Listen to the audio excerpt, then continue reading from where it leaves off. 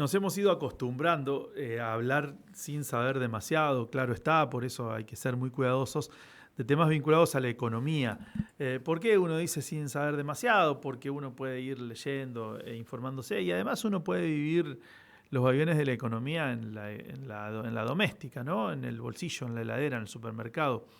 Pero independientemente de esto, hay cuestiones que siempre son mucho más profundas y que uno trata de bucear para poder tener conocimientos mayores. Lo cierto es que siempre Arturo Jaureche decía que cuando a uno le explican de economía una vez y no entiende, puede ser que uno no ande bien de entender. Cuando lo hacen dos veces y no entiende, puede ser otra vez que uno no ande entendiendo demasiado. Pero a la tercera vez que te explican de economía y no entendés es porque te están mintiendo. Eso decía don Arturo Jaureche, un cultor de la viveza criolla, ¿no? Y claro que es así, pero también es cierto que cuando uno habla demasiado de economía es porque nos empieza a preocupar demasiado. Y si ustedes ven la agenda política, más allá de los casos de corrupción que han dominado la esfera de un buen tiempo a esta parte respecto al gobierno de Javier Milei, recuerden el caso Libra, recuerden el caso Spagnuolo, recuerden ahora el vínculo narco de José Luis Esper, por citar los casos más emblemáticos, ¿no? Los tres casos más emblemáticos, pero que uno hace aparecer al otro como muy lejano. Sin embargo, son todos cercanos y son todos del mismo gobierno, del que nos gobierna, el gobierno de Javier Milei, de su hermana Karina, de los herederos de los Menem, de los timberos como Caputo y de los filofascistas como Patricia Bullrich, los mismos, o de los cruzados como Sturzenegger. Pero digo, más allá de estos casos de corrupción, es cierto que prácticamente no se habla de otra cosa de economía. Y cuando no se habla de otra cosa de algo es porque ese algo nos preocupa. Al gobierno le preocupa porque si hubiese hecho las cosas tan bien como dijo, no hubiese tenido que haber ido a pedir de rodillas un nuevo y además casi rastrero pedido a los Estados Unidos. Y a la gente común le preocupa porque ve cómo, sin conocer demasiado de la macro y de lo profundo y de las divisas y de riesgo país, ve cómo no puede llenar la heladera.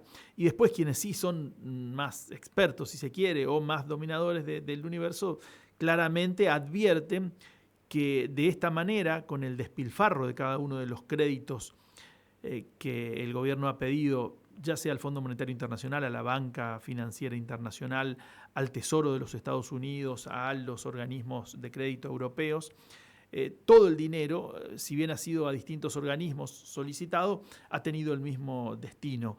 Tratar de contener un dólar que es inocultablemente más barato que lo que la economía reclama, no para que mejore la situación económica de la gente, sino para que no empeore y para que el gobierno pueda llegar a las elecciones de un modo más o menos competitivo. En este escenario ya hay rumores de que el día después de las elecciones se va a devaluar o los días siguientes a las elecciones se va a devaluar. Ya hay rumores de la injerencia de los Estados Unidos en cuestiones soberanas de nuestro país, como por ejemplo el suelo, ¿no? Tan vital para la recuperación económica de un país, toda la riqueza del suelo, de la montaña. Y en ese escenario de rumores, ¿por qué se generan rumores? Se generan rumores porque no hay información a ciencia cierta.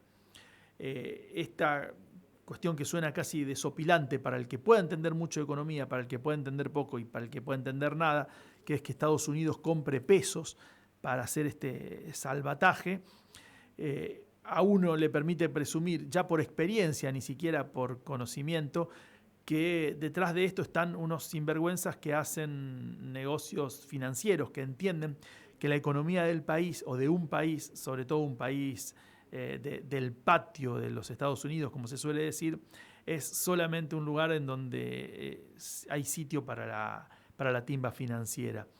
Y el gobierno no aclara cuáles son las condiciones que Estados Unidos pone para este salvataje, porque lo diga o no, el gobierno, como dicen los chicos, está con la cola sucia.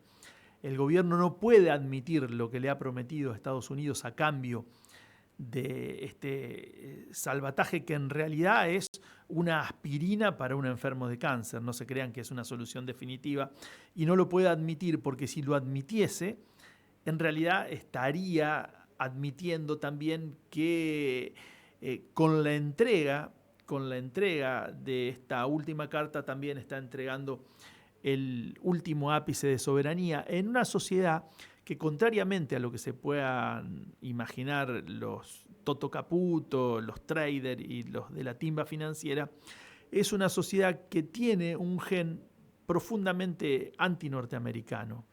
De aquel Braden o Perón a esta parte, hay un gen en la sociedad argentina bastante anti-norteamericano.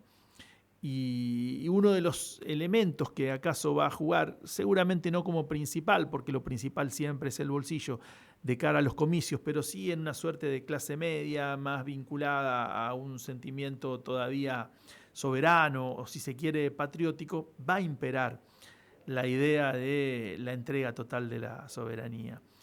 Y con todos estos ingredientes, bueno, Milei vuelve a los Estados Unidos. Vuelve a una reunión bilateral con el presidente Donald Trump y en el que acaso, después de ese cónclave, podamos saber los argentinos qué es lo que está en juego acá, qué es lo que finalmente Estados Unidos va a pedir. Uno lo puede suponer, esto que se dijo, pero como no hay información oficial, nadie puede decir es acá, acá y acá, es esto, esto y aquello. Esperaremos estas horas casi sin esperanzas, claramente porque cuando uno escucha simplemente las declaraciones de la idea de soberanía que tienen quienes nos gobiernan, uno no puede ser demasiado optimista, eso está bien claro. Pero sí queremos saber con puntualidad a cambio de qué el gobierno recibe este salvataje, a cambio de qué el gobierno, por ejemplo, llevó el oro que no sabemos todavía cuál suerte va a correr a Inglaterra. ¿A cambio de qué? Te están diciendo que es a cambio ese poquito de paciencia a que vivas mejor. Ya vimos quienes están viviendo mejor. Me parece que a vos todavía no te ha tocado. ¿Pensás que te va a tocar?